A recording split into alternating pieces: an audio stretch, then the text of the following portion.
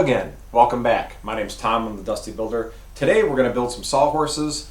This is a great project. Number one, if you want to build sawhorses that are foldable and can easily be stored. And number two, it's a good project if you're a beginning woodworker. We have to build something that is square, we have to build something that is strong, and if we do it correctly, they'll be around for years to come. Stick around, I'll show you how to do it.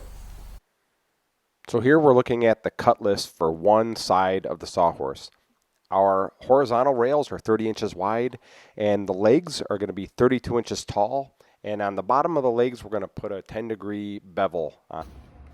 So I have a fairly small miter saw, so to get that angle, I'm using the bevel function. And the little red arrow just has to match up with 10 degrees. And we can see the benefit of cutting that angle. When the sawhorses are opened up, the feet are going to sit flush with the ground. So next we're going to install some hinges. This may seem like it's out of sequence, and it is a little, but this will make sense as we watch. So each hinge is going to be in the same location. So we're going to find that same location and mark it on the other foot using our combination square. So we're going to center the hinges, we're going to pre-drill, and then we're going to secure them with screws. Now we're going to align the two legs with a straight edge so we know the legs are perfectly straight. And then we're just going to pre-drill some pilot holes. We're not going to secure the hinge on the other side yet. So here's what one side of the sawhorse is going to look like. Now it's time to assemble them. The bottom horizontal member is going to be 4 inches off the ground. It just seemed like a good round number. And before we secure the pieces together, we're going to pre-drill to prevent any wood splitting.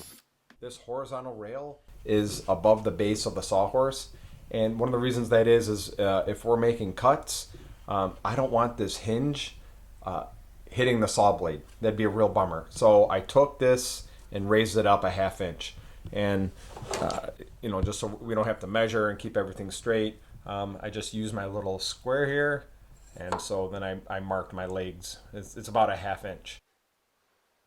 So here we're finding that 1/2 inch for the top rail. Each of these horizontal members, we're just going to tack in with one screw. So the reason we're putting just one screw in each of the corners is so we're going to check to see if the box we made is square by checking the diagonal measurements. And if it's not, the one screw allows us wiggle rooms to tap, tap, tap things back into place.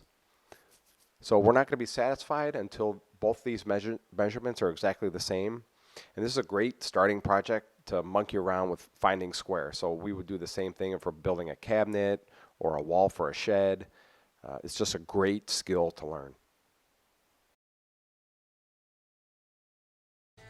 All right, so it's time to secure the two sides together. We're going to put the hinges on the other side.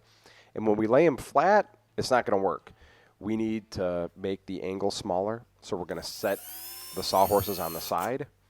And those holes that we pre-drilled, now they're perfect. We can just fill them in with screws. So now we're going to secure the sawhorse with rope. So on that bottom rail, we're going to find center, and we're going to pre-drill a hole. And the rope is what's going to prevent the sawhorses from flattening out once they're under a load. So this is just 1/2 inch thick rope that I had laying around, and I'm just tying a figure 8 on a bite. So after some experimenting, it looked like the sawhorses were at its sturdiest when it was about 14.5, 15 inches wide. So I secured the other side of the rope with a knot to allow for that width. So these are pretty sturdy. I just made them out of scrap wood I had laying around. I hope you enjoyed this video. If it's not too much trouble, go ahead and give it a like. Thanks for your time, and I'll see you next time.